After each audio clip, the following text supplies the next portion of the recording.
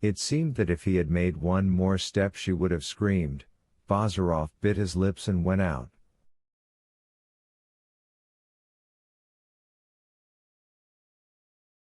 Half an hour later a maid gave Anna Sergeyevna a note from Bazarov. It consisted merely of one line.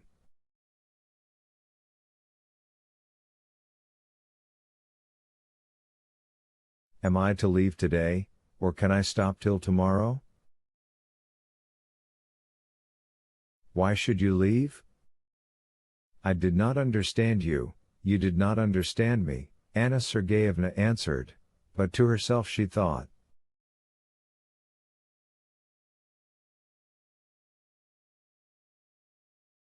I did not understand myself either.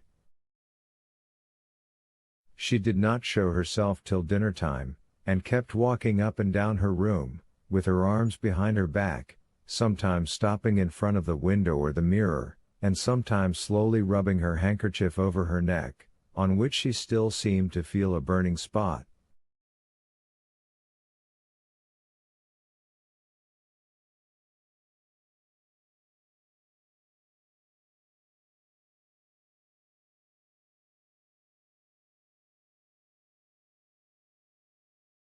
She asked herself what had impelled her to get that out of him, as Bazarov had expressed it, to secure his confidence, and whether she had really suspected nothing.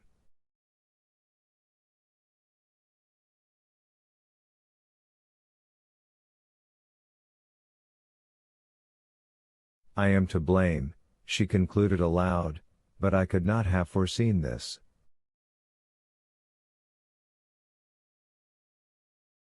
She became pensive and blushed when she recalled Bazarov's almost animal face when he had rushed at her.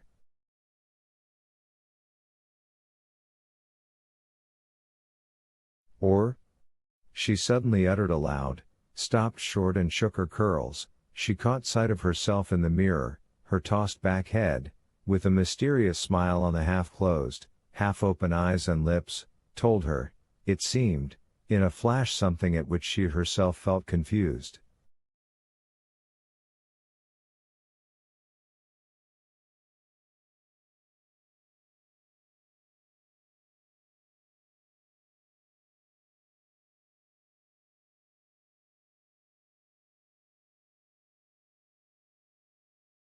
No, she decided at last. God alone knows what it would lead to. He couldn't be trifled with. After all, peace is better than anything else in the world.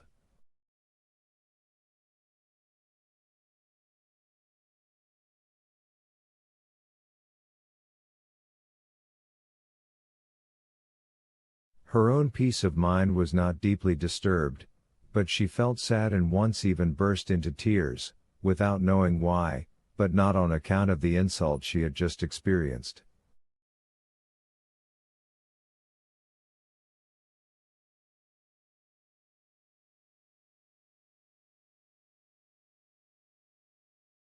She did not feel insulted. She was more inclined to feel guilty. Under the influence of various confused impulses, the consciousness that life was passing her by, the craving for novelty, she had forced herself to move on to a certain point, forced herself also to look beyond it, and there she had seen not even an abyss, but only sheer emptiness, or something hideous.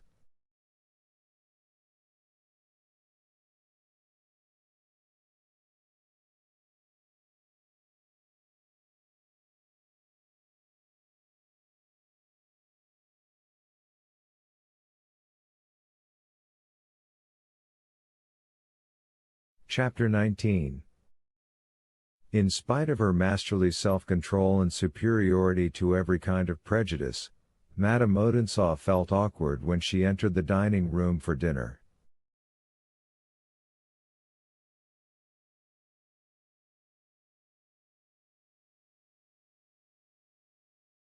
However, the meal went off quite satisfactorily. Porfiry Platonic turned up and told various anecdotes. He had just returned from the town.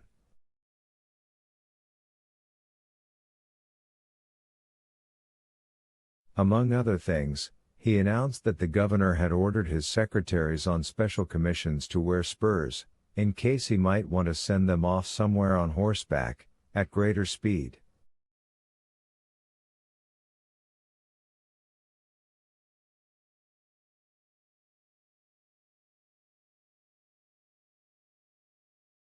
Arkady talked in an undertone to Katya, and attended diplomatically to the princess.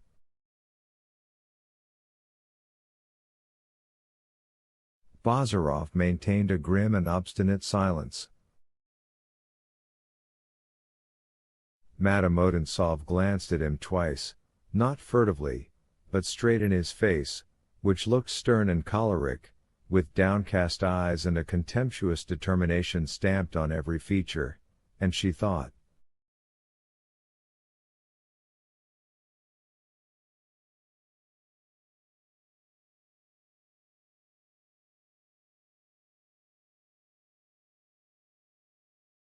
"No, no, no." After dinner, she went with the whole company into the garden, and seeing that Bazarov wanted to speak to her, she walked a few steps to one side and stopped.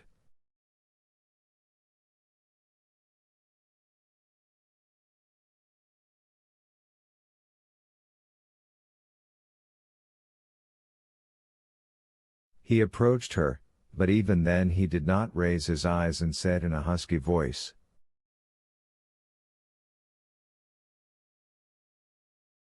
"I have to apologize to you, Anna Sergeyevna.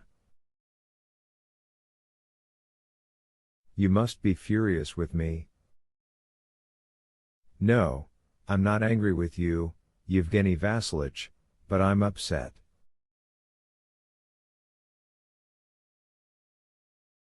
"So much the worse. In any case, I've been punished enough. I find myself, I'm sure you will agree, in a very stupid position.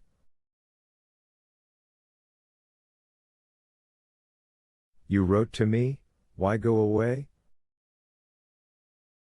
But I can't stay and I don't want to. Tomorrow I shall no longer be here.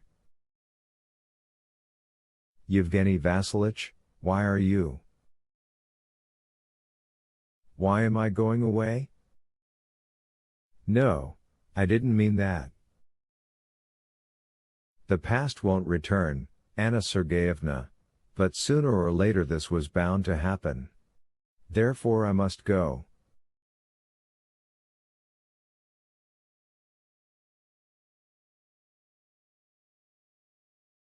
"I can imagine only one condition which would have enabled me to stay, but that condition will never be. For surely, excuse my impudence, you don't love me and never will love me?"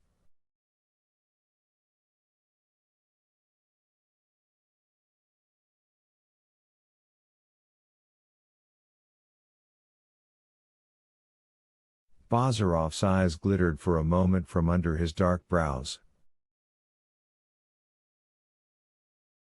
Anna Sergeyevna did not answer him. "I'm afraid of this man," was the thought that flashed through her mind. "Farewell then," muttered Bazarov, as if he guessed her thought, and he turned back to the house.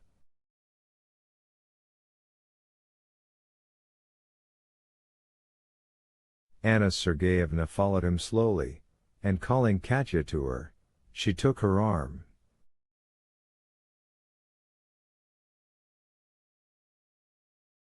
She kept Katya by her side till the evening. She did not play cards and kept on laughing, which was not at all in keeping with her pale and worried face.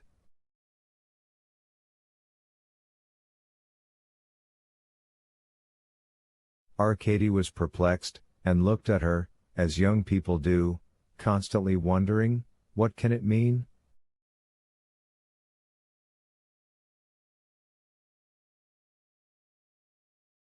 Bazarov shut himself up in his room and only reappeared at tea time. Anna Sergeyevna wanted to say a kind word to him, but she could not bring herself to address him.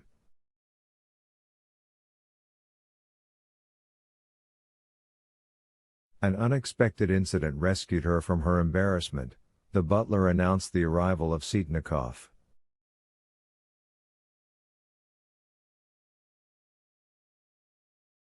Words can hardly describe the strange figure cut by the young champion of progress as he fluttered into the room.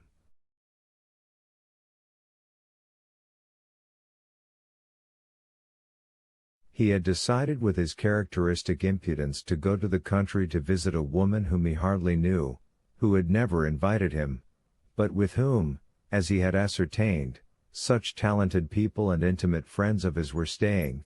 Nevertheless, he was trembling to the marrow of his bones with fright, and instead of bringing out the excuses and compliments which he had learned by heart beforehand, he muttered something idiotic about Evdoksya Kukshina having sent him to inquire after Anna Sergeyevna's health, and that Arkady Nikolaevich had always spoken to him in terms of the highest praise. At this point he faltered and lost his presence of mind so completely that he sat down on his hat.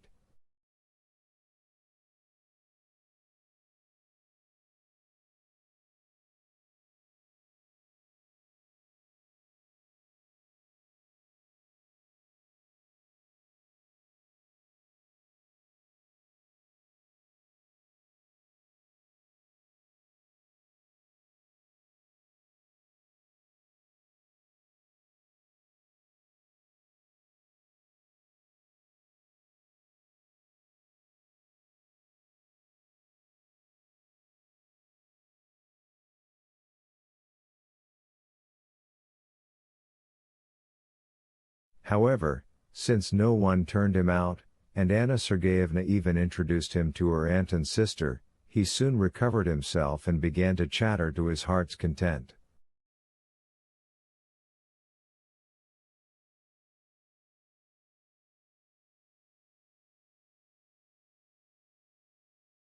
The introduction of something commonplace is often useful in life. It relieves an overstrained tension, and sobers down self-confident or self-sacrificing feelings by recalling how closely it is related to them.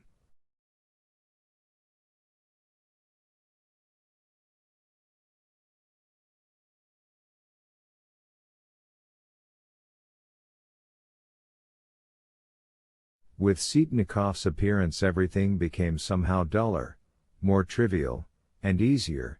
They all even ate supper with a better appetite, and went to bed half an hour earlier than usual.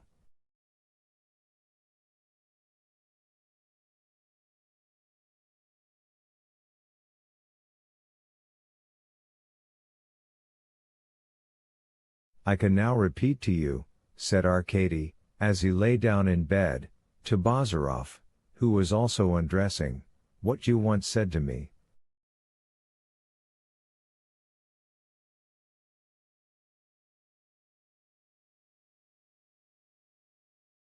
"Why are you so melancholy?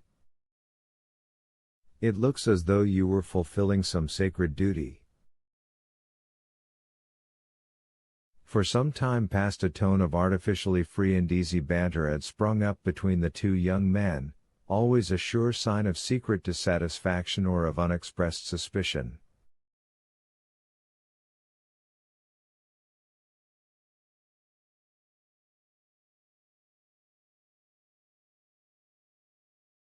"I'm going to my father's place tomorrow," said Bazarov.